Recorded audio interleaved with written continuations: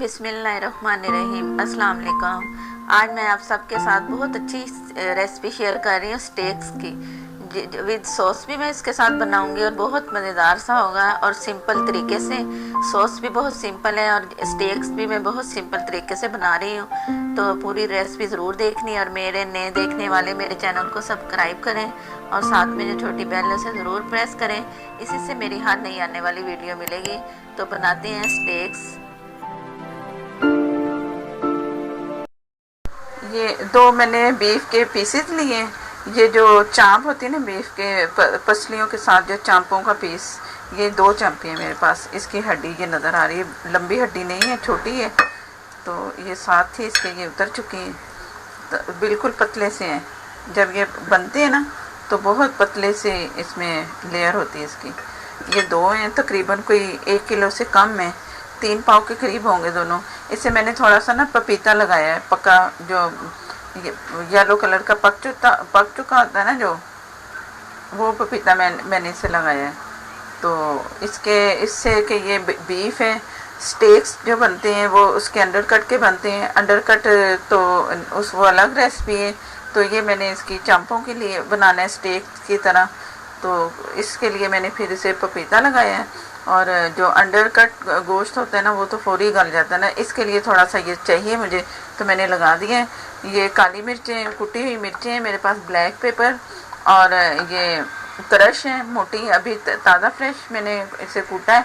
और ये नमक है, इसमें 2 चीज़ें जाएंगी बस, नमक और काली मिर्चें। बहुत मज़ेदार सी ये भी रेसिपी है और एकदम हट के दूसरी चीज़ों से है। ये भी बड़ी ईद पे, जैसे बकरा ईद है उसमें आएगी, तो आएगी जब बड़ी ईद, तो फिर आप ये ट्राई करना, बहुत मज़े की है रेसिपी। नई से नई मिलनी चाहिए ताकि इंजॉय पूरी ईद का करें।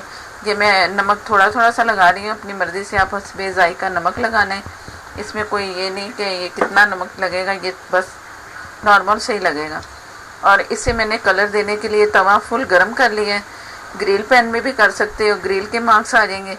तो मैंने इस पे ना वो तवे पे कर रही हूँ, मैं साथ साथ बातें भी कर रही हूँ। ये नमक भी इस पे सारा डाल रही हूँ। ये एक साइड पे तो लग गया, अब ये इसकी दूसरी साइड है। ये काली मिर्चें इसमें मैं लगा रही हूँ हस्बे ज़ायका, अपनी मर्ज़ी से। इसमें इतना टेस्ट नहीं होता मिर्चों का, बस नॉर्मल सा नमक और मिर्चों का टेस्ट होता है और बहुत मज़ेदार सा बनता है। ये ज़रूर ट्राई करना है। ये भी एक, ये मेरी तरफ से भी एक नई आपके लिए रेसिपी में बना रही, नई तो नहीं है लेकिन ये मुख्तलिफ है स्टेक्स से। तो इसका जो पसली चांपों का गोश्त होगा ना वो इसमें इस्तेमाल होना है इसके लिए। बाकी वो जो स्टेक्स होते हैं वो उसके लिए फिर अलग वो अंडरकट जो होता है ना, ये वो होता है। ये मैं इसे थोड़ा सा प्रेस कर रही हूँ ताकि ये इसमें जो मिर्चें मैंने काली ब्लैक पेपर और नमक के साथ किया है ना, वो इसे अच्छी तरह से इसमें लग जाए। तो फोक से मैं थोड़ा बहुत इसे इस तरह मैंने चला चुकी हूँ जब मैंने कच्चा वो पपीता लगाया था। तो अब एक दफ़ा फिर आपके सामने लगा रही है इस तरह करके ना, ये करके। तो मैंने ऑयल थोड़ा सा तवे पे अब लगाना है, पहले नहीं लगाया था, अब आपके सामने लगा रही हूँ। लगा के तो फिर मैं इसे ओवन में बेक करना है। ये पैन वो तवा है मेरे पास, तो मैंने इसे फुल गर्म कर लिया, धुएं निकलते नज़र आ रहे होंगे। इसमें थोड़ा सा ऑयल मैंने लगाना है, इतना ज़्यादा नहीं, जो कि इसे जो पीसीज है ना मेरे पास, इससे कलर आए, दोनों साइडों से कलर करना है मैंने। तो ये फुल गर्म पे मैं ये रखा, कुछ टाइम देना है मैंने इसे एक साइड पे। ये एक साइड पे 5 मिनट और 5 मिनट अब ये वाली साइड पे मैं थोड़ा सा मैं ऑयली कर रही हूँ इसे ताकि अच्छा सा कलर आए। ऑयल लगा के ही कलर अच्छा सा आएगा। पहले थोड़ा सा पहले लगाया मैंने कुछ, अब हल्का सा लगा के तो मैं इसकी साइड बदल रही हूँ 5 मिनट के बाद। 5 मिनट एक साइड और 5 मिनट फिर दूसरी साइड।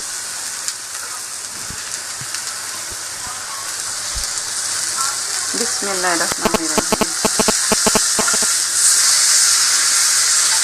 ये ऐसे आप मार्क्स ग्रिल में भी कर सकते हो, इसमें भी कर सकते हो, ये आपकी मर्ज़ी है।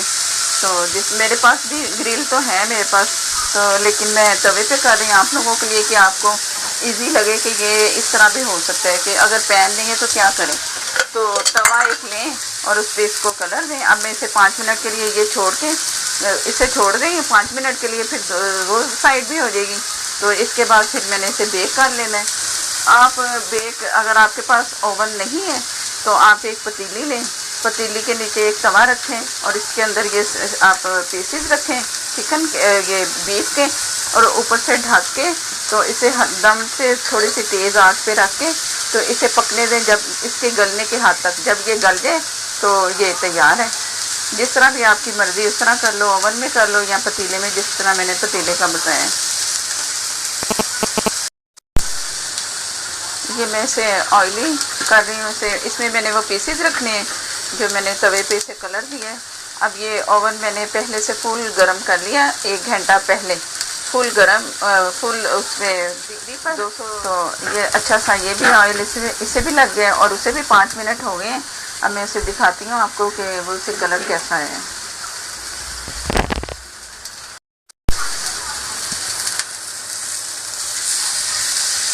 बहुत अच्छा सा कलर इस साइड पे भी आ गया है, अब इस पे भी आ गया। बस कलर अब इसे गलना है सिर्फ सारा, इस अंदर से इसे पूरा ऊपर से इसे सील हो गया जैसे मैंने किया है ना।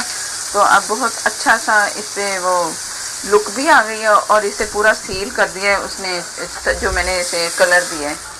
अब ये इसमें जाएगा ओवन में गलने तक के लिए। मैं देखती हूँ कि कितना टाइम लेता है ये गोश्त गलने में। तो ओवन मैंने गरम किया है तो ये अब ओवन में जा रहा है। ये मैंने इसके सॉस की तैयारी कर रही हूँ। सॉस बहुत नॉर्मल सा, कोई इतनी चीज़ें नहीं है, मैं बस हल्का फुल्का सा बना रही हूँ और बहुत मज़े का बनता है। इसमें 4 से 5 टेबल स्पून ना मैंने यखनी ली है वो डाल दी है, और ये मेरे बड़ा चम्मच है मेरे हाथ में, ये 1 टेबल स्पून। अगर थोड़ा सा मुझे लगा इसका कलर अच्छा सा करना है तो सोया सॉस मैंने डाल दिया।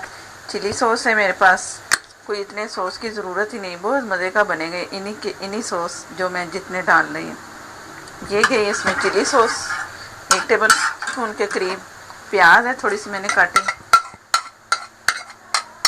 प्याज गई, साथ साथ पकना भी चाहिए ताकि जल्दी जल्दी से बन जाए। और मैं इसमें केचप डाल दूँगी। ये तकरीबन ये मैं भर के ले रही हूँ ना, 3 टेबल स्पून तकरीबन बन जाएगा ये। बस ये गया। और थोड़ी सी काली मिर्ची होंगी तो इसे मैंने थोड़ा सा पकाना है, कोई तकरीबन कोई हल्की आग पे 7 से 8 मिनट तक पकाऊंगी। ये काली मिर्चें जो कुटी मैंने उस पर स्टेक पे डाली लगाई है ना, ये वाली वो मिर्चें हैं। ये मैं बस थोड़ी सी डाल रही हूँ, इतना वो हो जाएगा ना, कुटी मिर्ची है ना काली, तो ये तेज़ होंगी। 1/2 टीस्पून तकरीबन मैंने इसमें डाल दिए।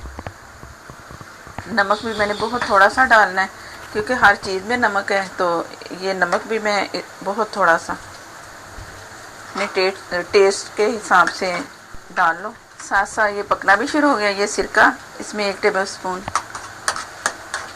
ये ज़रा खट्टा मीठा सा केचप जो डाला है ना मैंने, तो उससे खट्टा सा होगा। और मैं 2 टेबल स्पून मैंने नींबू का रस लिया हुआ है वो इसमें शामिल करती हूँ, वो भी ज़रूरी है इसमें इसके टेस्ट के लिए।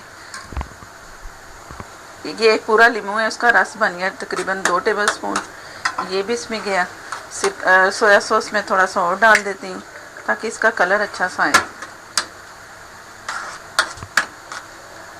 अब ये पकेगा तो मैंने कॉर्नफ्लोर लिया है, मैंने तकरीबन 1 टेबल स्पून लेवल करके, फुल भर के नहीं लिया। ये इसकी थिकनेस मैंने थोड़ी सी करनी है, ज़रा वो हो जाए इसका, जैसे गाढ़ा सा एक सॉस बनता है ना उस तरह का हो जाए। तो ये फिर इसी से होगा थोड़ा सा ही, अभी मैंने पूरा नहीं वो डाला। जैसे ये सारी चीज़ें पकना शुरू हुई है ना, बहुत अच्छी सी खुशबू आ रही है इसमें। जो मैंने यखनी डाली है ना, उसका यखनी का स्टॉक मैंने रखा था, उसमें मैंने बना के रखी है यखनी, तो उसकी भी खुशबू। और दूसरे ये मैं साथ साथ ये भी डाल रही हूँ, पूरा नहीं डाल रही कि थिकनेस के हिसाब से ये डलेगा। तो आप इसी हिसाब से लेवल से आप देख लेना कि कितना डलना है। ज़रा से ये जो प्याज मैंने डाली है ना सी नज़र आए ना कि ये हो रही है, तो फिर आपने इसमें इसे निकाल के मैंने छलनी से छान लेना है, और छान के फिर इसका सिर्फ सॉस मेरे पास आएगा, जो कि फिर मैंने उसके ऊपर ये एक उसके साथ खाने के लिए बहुत मज़ेदार सा सॉस तैयार हो जाएगा। घर में जो चीज़ें हमारे पास उसी से ही बना लें, कोई ज़रूरत ही नहीं बाहर से कुछ लेने की। तो मैं मिर्च इसकी चखती हूँ तो कैसा है। जितनी मैंने डाली है ना नमक और मिर्च काली, बहुत अच्छी है, बहुत सही। इसके हिसाब से इसमें ना मैं थोड़ा सा पानी डालती हूँ। एक बड़ा चम्मच है ना सालन वाला, ये बड़ा चम्मच, ये मैं फुल भर के इसमें डाल रही हूँ। इसलिए डाल रही हूँ कि ज़रा ना ये पक जाए अच्छा सा, इसका जो प्याज का टेस्ट है ना वो भी इसमें निकल के आए। तो बस ये तैयार है। अब थोड़ा सा इसे मैंने पकाना है, इसकी देखनी है कि कितनी थिकनेस है। अभी ये पतला सा नज़र आ रहा है ना, थोड़ा सा जैसे ही पकेगा, जो पानी मैंने ऐड किया है ना इसमें, तो जैसे ड्राई होगा ना तो ये तैयार है।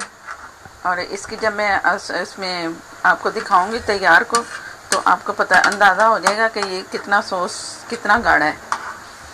इसी हिसाब से आपने रखना है। जैसे केचप का स्टाइल, जैसे केचप होता है ना कि डालते हैं तो वो उससे थोड़ा सा नरम ये होना चाहिए। तो ये तैयार है।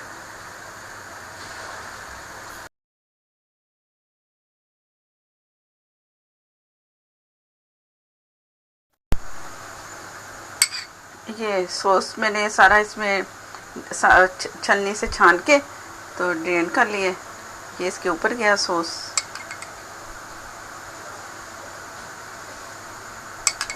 आपकी मर्ज़ी है ऊपर रखें या इसके साथ आप साथ साथ लगा के जैसे केचप खाते हैं इस तरह करें।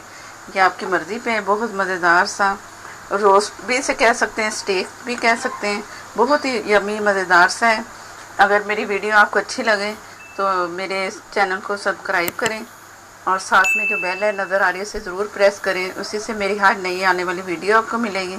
और मैं बकरीद के हवाले से बहुत अच्छी सी रेसिपी बनाने की कोशिश कर रही हूँ कि ताकि आप बकरीद आए तो बहुत इंजॉय करें।